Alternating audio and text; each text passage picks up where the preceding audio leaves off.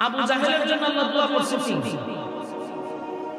আবু জাহেল এবং উমরের জন্য, দুইজনের জন্য আল্লাহ দোয়া করেন। আল্লাহ রাসূল সাল্লাল্লাহু আলাইহি ওয়াসাল্লাম কথাটা মনোযোগ দিয়ে শুনেন।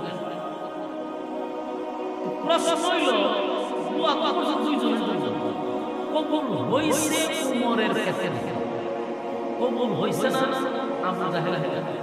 ঘটনাটা কি? বরং আবু জাহেল রাসূলের কাছাকাছি ছিল এবং কুরাইয়া পেছনে আত্মীয়র এক পর্যায়ে যদি আমন চাচার কাছে চাচা এবং রাসূলের বাড়ির পাশাপাশি আবু জাহেলের বাড়ি, এবং আবু জাহেল অসংখ্য অগণিত মুজিজা স্বয়ং রাসূলের সাথে দেখছে। বড় বড় মুজিজা আবু জাহেল আল্লাহর রাসূল চন্দ্রদেব খণ্ডিত হয়েছে, আবু জাহেল দেখছে, নিজের চোখে দেখছে তারা। তো রাসূল দোয়া করছে, আল্লাহ এই দিনটার মধ্যে একটা দিয়া দিয়া হিসাব করে আবু জাহেলের দেওয়াটা কবুল হওয়ার কথা। উমরের জন্য দোয়া কবুল হইল কেন, আবু জাহেলের জন্য দোয়া কবুল হইল না কেন? এই দুই কেন মধ্যে কেন বলবো, কেন বুঝালে সামনে ওয়াজ বুঝতে সুবিধা হবে। কথা কি বুঝতেছেন না? কত প্রশ্ন। আবু জাহেল হেলাহেলা দিল না, উমর কে হেলায় দিল কেন? এই কেন বলবো, এবার আসলে কেন বলবো, এই কেন আমাদের মধ্যে আছে, বলুন এই কেন খারাপ আছে? এখানে আমাদের মতো এই রোগের আক্রান্ত আমরা আছি। যেই কেন কারণে উমর পাইল হেদায়েত, যেই কেন কারণে পাইল না আবু জাহেল, আমাদের মতো এই কেন আছে। কেনটা বোঝা যাচ্ছে। আবু জাহেল এবং উমরের মধ্যে বেশ কম থাকে। আবু জাহেলরা ইসলাম যত বিরোধিতা করছে, সম্পূর্ণ বিরোধিতা ছিল তার জেনে ঠান্ডা মাথায় নিরিবিলি। উমরের যত বিরোধিতা ছিল ইসলামের ব্যাপারে, উমরের যত অ্যাকশন ছিল ইসলামের ব্যাপারে, কোনটাই জেনে শুনে না, সবগুলো ছিল না জেনে না বুঝে। আর উমরের বিরোধিতা ছিল, আবু জাহেলের বিরোধিতা ছিল জেনে বুঝে। আমরা যদি আওয়াজ কথা বুঝিনি, এমন বিরক্ত লাগতেছে।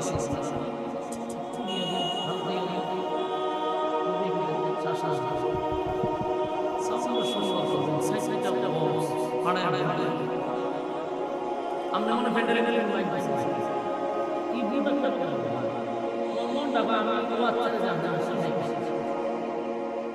আমার মতো শিখতে পারে, সেটিং শিখে না কোনো সময় ভুল করবেন। আমরা জিন্দেগি মাইকের আওয়াজ কোনোদিনও দিব না।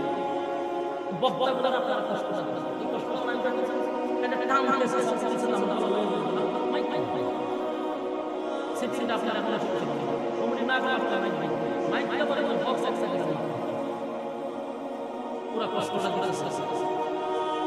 সম্মানিত সুধী, আবু জাহেল যত ইসলামের বিরোধিতা করছে, বলো যাই যাই না না যাই না যাই যাই আওয়াজ দেন, যাই যাই না যাই না। উমর যত বিরোধিতা করছে, যাই যাই না না যাই না না যাই না। আবু জাহেল যে স্পষ্ট ইসলাম সত্য, দিন সত্য, ধর্ম সত্য, রাসূল সত্য, সব জানার পরেও নবীর বিরোধিতা করতে কেন জানেন? আমি একটা ঘটনা, আবু জাহেলের বন্ধুর সাথে আবু জাহেলের দেখা হচ্ছে। একটা করে তো রাজনীতি করতো, তো হেছে নেতা কিছু কিছু রুমিরার মধ্যে হেছে বসেছিল। তো কইতো উস্তাদ, আমরা যা আসছি একটা বিষয় শুনি, মক্কাতে বিশাল আন্দোলন শুরু হয়েছে, মারামারি হবে, অলরেডি বুদ্ধরে বুদ্ধরে দ্বন্দ্ব শুরু হয়ে গেছে। আপনি যেহেতু লিডার, আপনার কাছে আমরা একটা বক্তব্য শুনতে আসি। কি বক্তব্য শুনতে এসেছি? ভাই আপনারাও বলেন মিল্লাহ উফাদি দিয়েছেন মুহাম্মদে আল আমিন, সত্য কথা। এখন আপনারাই মুহাম্মদের বিরুদ্ধে লাগছেন। মুহাম্মদ যা বলে মিথ্যা বলে, মুহাম্মদ যা যা বলে, মুহাম্মদ যা বলতেছে সব ভুয়া বলতেছে। এই প্রশ্নটা আপনারা করছেন, এর আগে আলাদা বললেন কেন? এখন মুহাম্মদ যা বলে তাকে আদর্শ সত্য বলে না মিথ্যা বলে, আমরা কাছ থেকে জানতে চাই। তখন সমস্ত নেতারা এক জায়গায় উপস্থিত, এক জায়গায় উপস্থিত হয়ে আবু জাহেল শক্তভাবে দুইটা বলল বলেন মুহাম্মদ যা বলে তাকে সত্য না মিথ্যা ঘোষণা দিলেন। আবু জাহেল কয় তোরা যারা আমার কাছাকাছি আছে যারা টাকা নিয়ে বিদায় হয় সব সময় বিদায় দিয়েছে দিয়া ভাই আব্দুল্লাহ তার আগেও যা বলতো সত্য এখনো যা বলে সত্য ভবিষ্যতে যা বলবে তাও সত্য সে কোনদিন মিথ্যা বলে না। কথাটা কেন বলছে আবু জাহেল কতলা আমরা মানে কারণ আমি পলিটিক্স কি করে পলিটিক্স যখন আমি করি তখন সত্যটাকে মিথ্যা বানাইতে হয় আর মিথ্যাটাকে সমাজে প্রকাশ করতে হয়। যদি মুহাম্মদের সত্য প্রকাশ হয় আমি আবু জাহেলের নেতৃত্ব থাকবে না।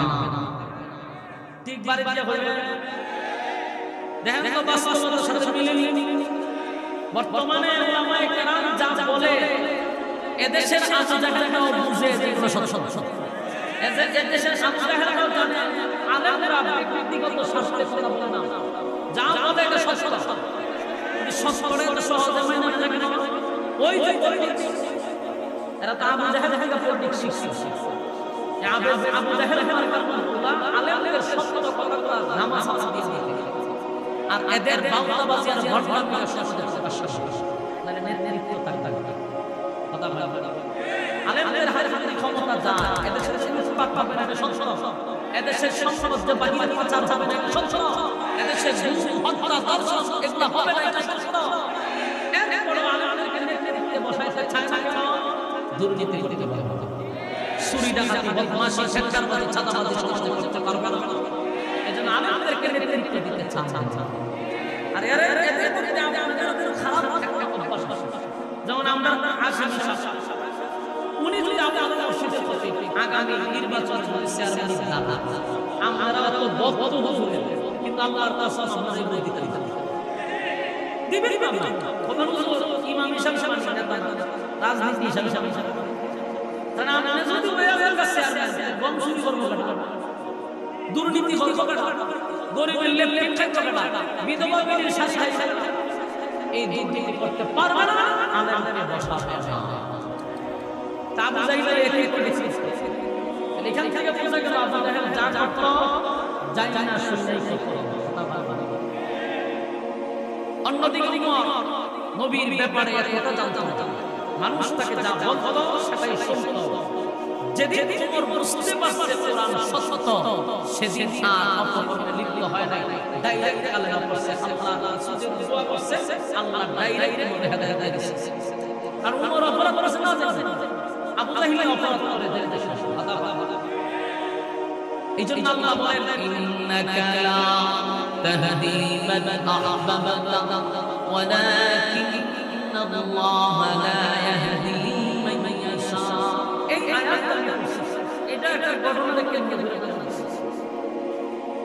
এই ঘটনাটা মানে একমাত্র হেদায়েতের মালিক জালাল হাতে আল্লাহ রাব্বুল আলামিন এই আয়াত নাযিল করে স্পষ্ট জানায়া দিল। আপনারা দেখেন আবু জাহেলের জন্য নবী দোয়া করলো উমরের জন্য দোয়া করলো কিন্তু উমরের ক্ষেত্রে কালেমা উমর নসিব তার কপালে ইসলাম গ্রহণ নসিব হয়েছে কিন্তু আবু জাহেল নবীর বাসর প্রতিবেশী এরপরেও সে কালেমা পড়তে পারল না। অসংখ্য অগণিত মুজিজা রাসূলের দ্বারাইয়া সে বিশ্বাস করত যে মুজিজা কিন্তু মানুষের সামনে দাঁড়ায়া বলতো মুহাম্মদ জাযাব নাউযুবিল্লাহ। আমারে জেনে শুনে অপরাধ করত রে আবু জাহেল জেনে শুনে অপরাধ করত। তাই নবী যখন দোয়া করছে মক্কা নগরীতে ইসলামের দাওয়াত দিতে গেলে মানুষ আমাদের উপরে হামলা আমাদেরকে নির্যাতন দ্বীনের দাওয়াত দিতে গেলে আমাদের উপরে জুলুম আর নির্যাতন করে। আল্লাহ মক্কা নগরীতে দুইটা মানুষের পাওয়ার বেশি শক্তি বেশি দিয়া দাও দুজনের মধ্যে একজন যদি দিয়া দাও তাহলে দিন প্রচার প্রসারে আমি নবীর শহীদ হব। আল্লাহ দোয়া কবুল করছে খলিফাতুল মুসলিমিন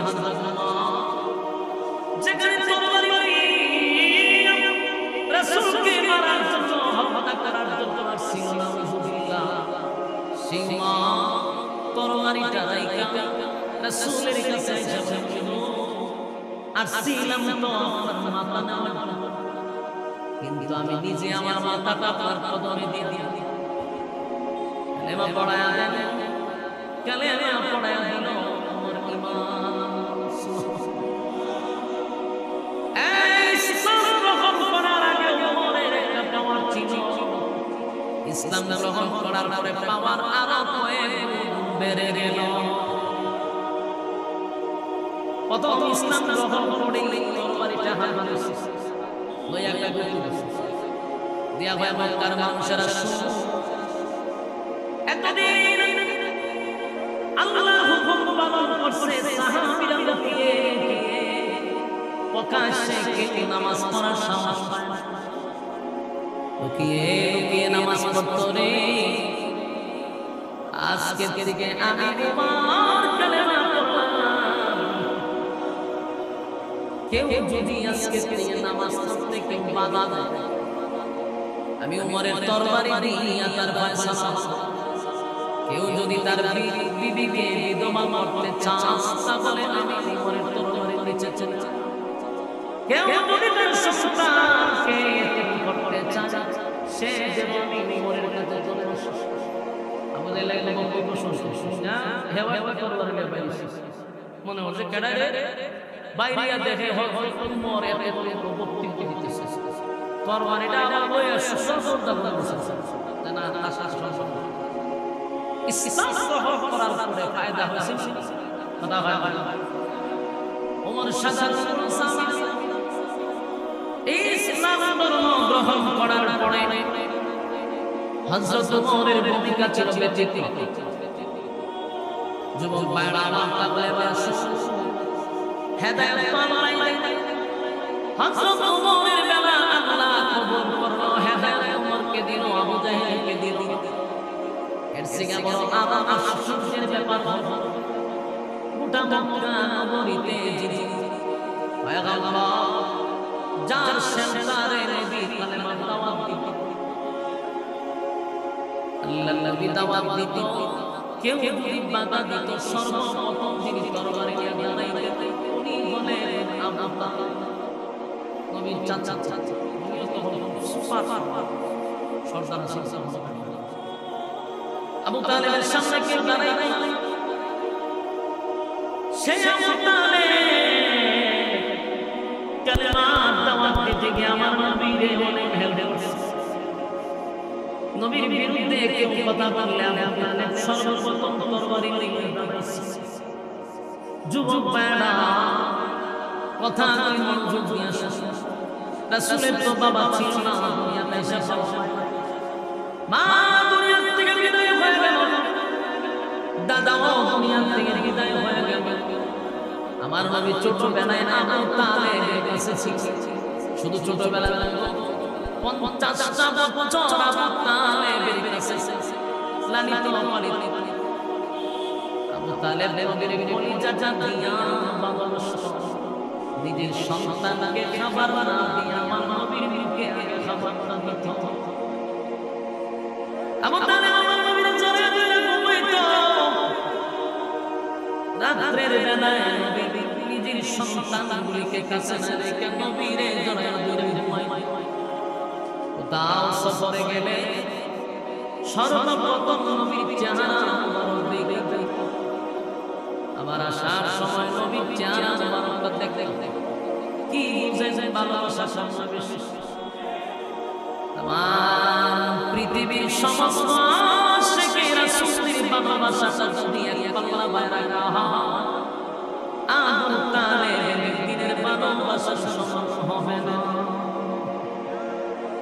সেই আবু তালেব নবীর জন্য এত পাগল ছিল রে, 3টা বছর নবীর জন্য কারাগারে ছিল, গৃহবন্দী ছিল 3 বছর নবীর সাথে। এত কষ্ট করছে, এত সাফর দিয়েছে। আবু তালেব যতদিন বেঁচে ছিল মক্কার মানুষ নবীর উপরে টাচ করার সাহস পায় না। আবু তালেবের কথা নবীর লেগে গেছে।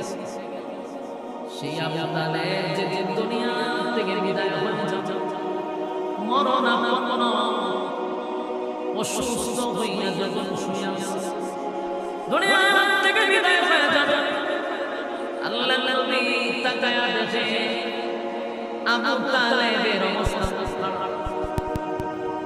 তাই নবী দৌড়ায়া গেছেন চাচা গিয়া দেখে চতুর্দিক দিয়া বড় বড় বেঈমানগুলো বসে আছে আবু জাহেল আবু লাহাব ও তাইবা যত নেতা ছিল কানানি সব দুনিয়া আবু তালেবের চতুর্দিকে ঘিরে বসে আছে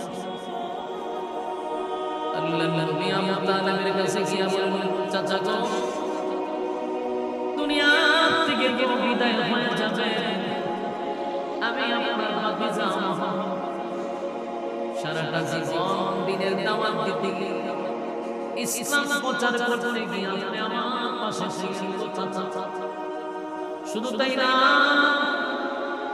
বাবা আমি পাই না আপনার চাচার কাছ থেকে আমি বাবা আমার পেয়েছি আজকে আমার চোখের সামনে আপনি চলে যাবেন প্রাণের চাচা দুনিয়া থেকে বিদায় হওয়ার আগে একবার শুধু আমার সঙ্গে পড়ে নেবেন লা ইলাহা ইল্লাল্লাহ মুহাম্মাদুর রাসূল সাল্লাল্লাহু আলাইহি ওয়াসাল্লাম কালেমা বলেন আবু তালেব কিন্তু কালেমা পড়ে নাই কেন রাসূল সাল্লাল্লাহু আলাইহি ওয়াসাল্লাম সমরার আগুন আনের চাচা কলিজাটা দিয়ে আমারে ভালোবাসে আমি আপনারে কলিজা দিয়ে ভালোবাসি কালেমাটা পড়ে আবু তালেব চতুর্দিকে ঘুরাইয়া নবী বুঝতে পারছেন যে আমার চাচা মুজাহিদ আবু লাহাব চতুর্দিকে আল্লাহ নবী বলেন প্রাণের চাচা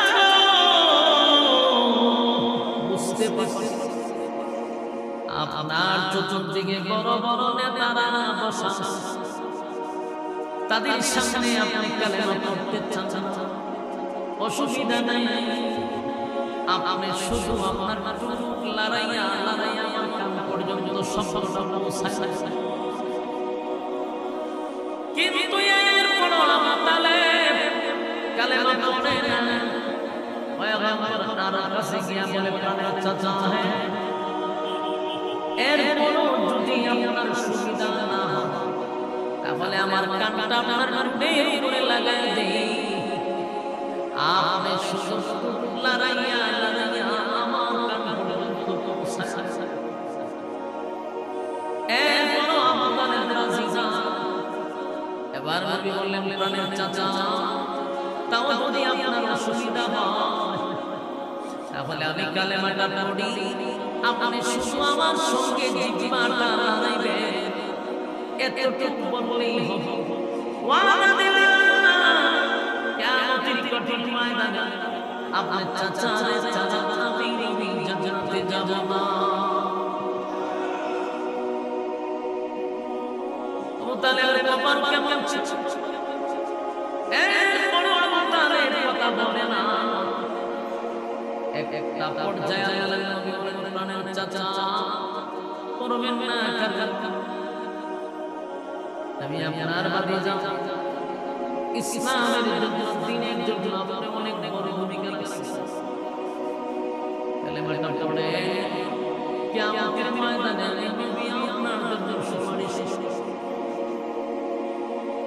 এক পর্যায়ে আবু তালেব বলল ভাতিজা তোমার ব্যাপারে নতুন করে আমার ওয়াসওয়াসার কোনো দরকার নাই ভাতিজা মক্কার গণিতে কেউ তোমার না চিনলেও আমি তোমার চিনি তুমি যে সত্য নবী তুমি যে সাধারণ মানব সেটা তো তোমার জন্মের পরে বুঝতে পারছো তোমার জন্মের পরে তোমার কোলে নিছি সেদিন আমি চন্দ্রের লড়াইয়ের দিকে বুঝতে পারবো তুমি সাধারণ মানব না ভাতিজারে সিরিয়ায় ব্যবসা করতে গিয়ে মুসলিম সাধারণ মানুষ তোমার আমার নিজের করে রাখা সন্তানের মতো লালন পালন করছি ও কি অনেক ঘটনা তুমি যে সত্য নবী তুমি যে সত্য নবী এর মধ্যে কোন সন্দেহ হবে ভাতিজা তোমার কোরআন সত্য সেটা তোমার এক তোমাদি খোদার দাওয়াত দেওয়া সেটা জানি এক আল্লাহর পরিমা এর দাওয়াত দাও সেটা জানি সত্য তুমি সত্য কোরআন সত্য তোমার আল্লাহ সত্য দিন সত্য ধর্ম সত্য সব জানি ভাতিজা আমি আরো জানি তোমার কালেমা যদি না পড়ি গো চিরস্থায়ী জাহান্নামে যাব সেটাও আমি জানি তোমার কালেমা যদি পড়ি চিরস্থায়ী জান্নাতে যাব সেটাও আমি জানি ইয়াদ রাখবেন আবু তালেব জানাতো না জানাতো আবু তালেব যাইতে শেষ আবু তালেব আমি সব জানি সব আল্লাহ নবী বলেন প্রাণের চাচা সব যদি জানে তাহলে পড়েন না কালেমা আবু তালেব উত্তর দিছে ভাতিজা আমি সব জেনে শুনে তোমার কালেমা পড়লাম না আমি তোমার জাহান্নাম পাইছি না আউযুবিল্লাহ বারিক দিয়ে বলেন জানা শুনে হয়ে গেছে নিজে থেকে আমি জানি তোমার কালেমা না পড়লে আমি জাহান্নামী জেনে শুনে আমি তোমার কালেমা পড়লাম না আমি জাহান্নামটা বেঁচে ছিলাম আল্লাহ নবী এত কান্না শুরু করছে নবীর চোখ দিয়ে পানি গড়ি গড়ে গড়ে পড়তেছে মুখটা দানার মতো নবীর চোখের পানি পড়তেছে আর বলে প্রাণের চাচা আমার চোখের সামনে আপনি জাহান্নামে যাবেন আমি নবী হইয়া আমি আমার বাবার আমি আমার বাবার মহব্বত কিন্তু আপনার চাচার ভালোবাসা দিকে আমি আমার চোখের সামনে জাহান্নামের ভিতরে জ্বলবে আমি নবী হইয়া কেমনে গো প্রাণের চাচা একটা মানুষ কালেমাটা পড়ে নাই ওয়াদা দিলাম হাসরের মাঠে আমি নবী আপনার চাচার জান্নাতে যাব উতানে কয় ভাতিজা রে ওই দেখো আমার গোষ্ঠীর লোকেরা চতুর্দিকে বসে আছে আমি যদি তোমার কালেমা পড়ি আমি দুনিয়া থেকে বিদায় হওয়ার পরে তারা মানুষকে বলবে মরা আগে আবু তালেব বাবা দাদার ধর্মের মধ্যে সুন্দরী আমার আমি সেই অপবাদ সহ্য করতে পারবো না আল্লাহ নবী বলেন চাচা গো এখন যদি কালেমা পড়ে না আগুনে জ্বলবে না ভাবে জ্বলবে আবু তালেব উত্তর দেয় আমি শরমের চেয়ে লজ্জার চেয়ে আগুনে জ্বলাবো অনেকে বলবেন আবু তালেব ইসলাম সম্পর্কে জানতো না নাম আমাদের বেশি জানতো বেশি সব জানতো জেনে শুনে ঠান্ডা মাথায় কালেমা পড়ে এরপর আল্লাহর হাবিব চোখের পানি মুছে যে কাঁদতেছে চাচা এই দৃশ্য দেখে নবী বরদাস্ত করতে পারতেছে না নবী সহ্য করতে পারতেছে না নবী কাঁদতেছে চাচা চাচা জাহান্নামের জন্য এটা নবী সহ্য করতেছে কান্না শেষ করে দিচ্ছে ঠিক এই মুহূর্তে আমার আল্লাহ মালিক মুহূর্তে আয়াতে কারিমা নাযিল করে দেয় ইন্নাকা লা তাহদি মান আহবাবতা ওয়ালাকিন্নাল্লাহ ইয়াহদি মান ইয়াশা আল্লাহ বলেন হাবিব আবু তালেব আপনার চাচা হতে পারে আপনার চাচা হতে পারে চোখের পানি ছেড়ে দিয়া চাচার জন্য কাঁদবে চাচাদের হেদায়েত পায় জানে রাখি আপনার কলিজা আপনার চাচা হবে মহব্বতের চাচা হবে পারে কিন্তু আপনি চাইলে আপনার চাচাকে হেদায়েত দিতে পারবেন না কি বুঝলেন আমার চোখের পানি ছেড়ে দিয়া কাঁদছিল আল্লাহ আয়াত নাযিল করে কয় আপনার কলিজার টুকরা চাচা হইতে পারে কিন্তু আপনি চাইলে আপনার চাচাকে হেদায়েত দিতে পারবেন আমারে পাঠাইছি ওয়াজ করার জন্য আমারে পাঠাইছি ওয়াজের জন্য ওয়াজ করছি ওয়াজ করার পরে কারে হেদায়েত দিব কারে হেদায়েত দিব না এটা আমি আল্লাহর এক সিদ্ধান্ত কোন সিদ্ধান্ত আমি ওয়াজ করছি আপনাদের সামনে করতেছি আমার দায়িত্ব ওয়াজ করা এই প্যান্ডেলে কারে হেদায়েত দিবে কারে দিবে না এটার এক সিদ্ধান্ত আল্লাহ নিজে কয় বন্ধু হেদায়েতের মালিক বানায়া পাঠাই না হেদায়েতের মালিক আপনারে বানায়া পাঠাইছি যদি নবীর হাতে হেদায়েত থাকতো তাহলে সর্বপ্রথম নবী হেদায়েত দিত তালেব রে নবীর হাতে হেদায়েত থাকতো নবী কারে দিত আবু তালেব তো সর্বপ্রথম আল্লাহ কয় আপনারা আমি হেদায়েতের মালিক বানাইছি হেদায়েতের রাস্তা দেখায় দেওয়ার জন্য দুনিয়ার জমিনে আমি লক্ষাধিক নবী রাসূল পাঠাইছি তাদের কাজ হইল তারা হেদায়েতের রাস্তা দেখায় দেবে উলামায়ে কেরাম মিম্বরে বসে বসে আপনাদেরকে হেদায়েতের রাস্তা দেখায় দেবে কিন্তু হেদায়েত দেওয়ার মালিক না পৃথিবীর কারো কাছে নাই রে জি জি দেখে লিখে আমার যুবক হেদায়েত আল্লাহ সবাই দেয় না যারা হেদায়েতের বিজ্ঞান চায় তাদেরকে আল্লাহ হেদায়েত দেয় মাহফিলে অনেক মানুষ আসে নিয়ত আল্লাহর বরকত সবাই কিন্তু এক নিয়তে মাহফিলে আসে না এক উদ্দেশ্যে আসে না আমার যুবক ভাইরা হাতে পায়ে ধরে বলি হেদায়েত আসমান থেকে লাইলা দিবেন আল্লাহর কাছে হেদায়েতের বিজ্ঞান চাইতে হবে নবীর নজুলে রহমতের সময় এখন প্রচন্ড ঠান্ডা পানির মধ্যে হাত দেওয়া যায় সেই ঠান্ডা পানি দিয়া যদি ওযু করে গভীর রজনীতে আল্লাহর কাছে দাঁড়ায় আর যদি বলেন মালিক তামাম পৃথিবী এখন নিস্তব্ধ সবাই ঘুমায় গেছে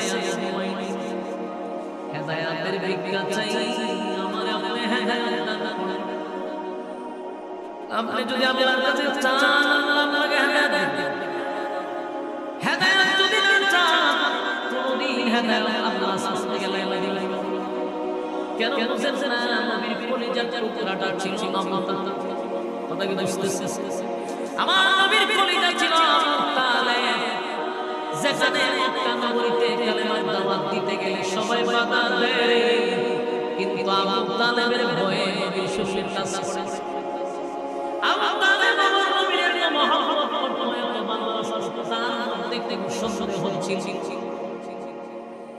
কিন্তু আবু তালেব হেদায়েত পাইল না কেন আবু তালেব হেদায়েতের জন্য আল্লাহর কাছে দরখাস্ত করে কোনদিন আল্লাহর কাছে বলে নাই যে আল্লাহ আমার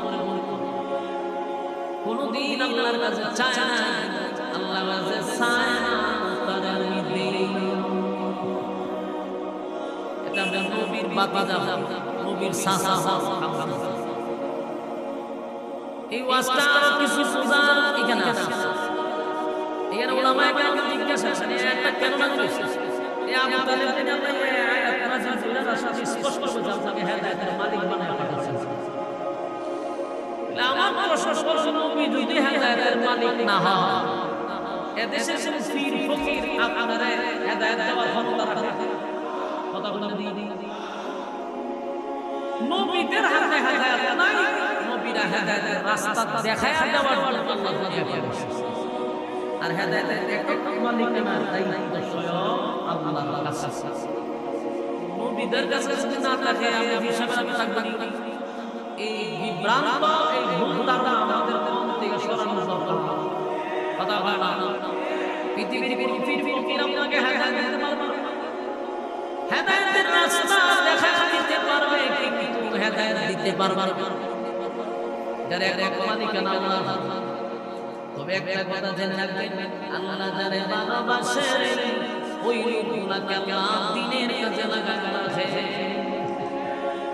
এটা আমার এখানে আসছে। হ্যাঁ, কেন আপনারা যদি করো সরসর করে আমরা যেখানে আসছে আমরা আল্লাহ ভালোবাসি না বিশ্বাস করি। আল্লাহ মায়া করে হেদায়েত কেন কোন আপনারা যে আপনি এখানে আসছেন আল্লাহ ভালোবাসি আল্লাহ পাকিটা লোক কোন এখানে বসে আছে। আমরা ভালোবাসি রাস্তা করে এখানে বসে আছে, দোকানে বসে আছে, চা খাওয়াই তো রাস্তা পায়, আড্ডা মারাই মোবাইলে বসে আছে। এখানে আল্লাহ আপনার ভালোবাসি যেন দুনিয়ার সমস্ত অপকর্ম থেকে আমাদের বাঁচাইয়া এখানে বসে আছে। বোঝা গেল আল্লাহ আপনার ভালোবাসা। বান্দা যখন ভালোবাসে বান্দা ভালো কাজে শরীক থাকে। আজকে থেকে নিয়ত করেন হেদায়েতের জন্য দরখাস্ত করব কার কাছে? এটা চাইবেন নি কোন সময় মুনাজাতে যখনই দোয়া করবেন তখন হেদায়েতের জন্য দোয়া করবেন, আল্লাহ আমার হেদায়েত দেন। সমাজের যত মানুষ আছে বাস্তবতা মিলায়া দেখেন, বাস্তব না বাস্তব দেখতে বহু মানুষ আছে যাদেরকে হুজুরে ওয়াজ মিম্বরে বসে ওয়াজ ঘরে ওয়াজ কিন্তু আল্লাহর বান্দার কোনো পরিবর্তন নেই। ঠিক ঠিক ঠিক হুজুর বাইটা খাওয়ায় দিয়ে খাওয়া না হেদায়েতের কপালে নাই। এজন্য সব সুজা হয় বাস্তব কইছিল বাস্তব। কারণ তুমি হেদায়েত আল্লাহর কাছে চাও মালিকের কাছে হেদায়েতের জন্য দোয়া করতে হবে, আল্লাহ আপনি আমারে হেদায়েত দান। যুবক ভাইরা আমার মালিক হেদায়েত যে চায় তারে আল্লাহ বেশি মহব্বত, তারে আল্লাহ বেশি ভালোবাসে। আল্লাহ বলে বাবারে তুই যদি আমার কাছে সাহায্য চাস সবার আগে আল্লাহ বেশি শিখি। কোন সময় চায় না মালিকের একটা বান্দা জাহান্নামের আগুনে জ্বলন থেকে আল্লাহ সাহস না জাহান্নামে আপনারা জানেন আল্লাহ চাচা আল্লাহর মায়া দয়া বেশি, মায়া দয়া মালিকের বেশি। আল্লাহ বলেন আমার একটা বান্দা জাহান্নামে যাচ্ছে আমি চাই না, কিন্তু বান্দা তো আমার কাছে হেদায়েত চাইলে বান্দার আমি দিতাম। বান্দা আমার কাছে চায় না রে, আমার কাছে না চায় বাবার কাছে এরকম ভালো কি এমনি টানা মারছে। বিপদে বললে আল্লাহর কাছে না চাইয়া বাবার কাছে এই জন্য আল্লাহ ভাইয়ের কপাল আমি ঠান্ডা ঠান্ডা করছি। এরকম বলে চাই চাই তোমার কাছে আমার মালিকের কাছে চাইতে আল্লাহর কাছে চাইলে মালিক খুশি হবে। আপনি যদি গভীর রজনীতে সেজদায় পড়িয়া तमाम जिंदगी गुनाह पे लज्जित হইয়া বলেন মালিক গুনাহ করছি অন্যায় করছি কিন্তু আপনি আমায় মাফ করে দেন, আপনার মহব্বতের বান্দাদের সাথে আমার শামিল আল্লাহ আমি আপনার কাছে হেদায়েতের ভিক্ষা চাই, হেদায়েতের ভিক্ষা চাই। বান্দা যদি চোখের পানি ছেড়ে দিয়ে কাঁদে মালিকের কাছে দরখাস্ত আল্লাহ একটা পর্দায় জায়গা এ ফেরেশতারা আমার বান্দা কেন কাঁদে রে, বান্দা কেন কাঁদে? ফেরেশতারা বলবে মালিক গভীর রাত হয়ে গেছে, চতুর্দিকে মানুষ ঘুমায়া গেছে, পশু-পাখিরাও ঘুমায়া গেছে, মানুষরাও ঘুমায়া গেছে, কিন্তু এই বান্দা হেদায়েতের ভিক্ষার জন্য গভীর রজনীতে আপনার দরবারে হাত করছে। আল্লাহ জাহান্নামের ভয়ে হাত বাড়া জান্নাতের আশা আপনার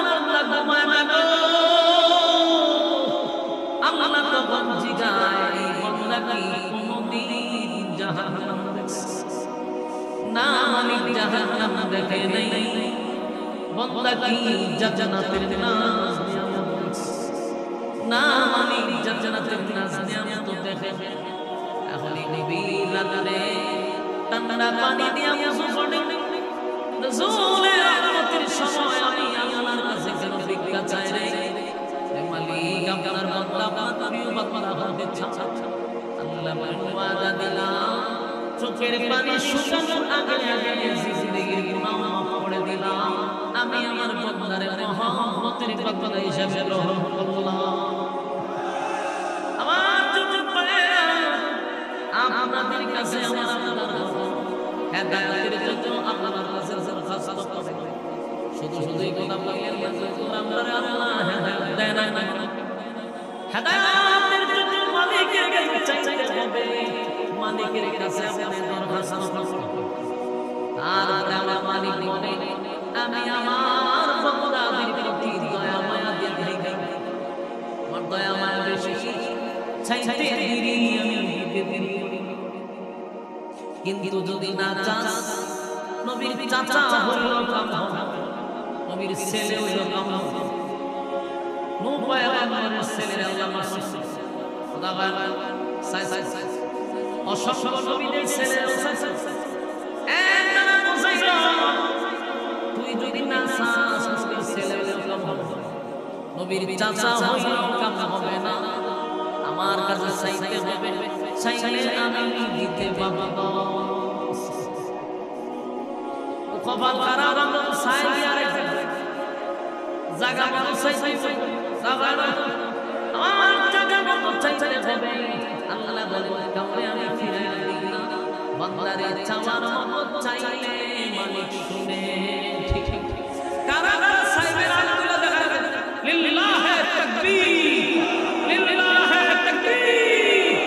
আল্লাহ সবাইকে এই কথাগুলির উপরে আমল করার তৌফিক দান করুন। সকলে বলে আমিন। আমরা খুশি হবেন এই ব্রাহ্মণবাড়িয়া জেলার টাকা কবার শ্রমিক ইউনিয়ন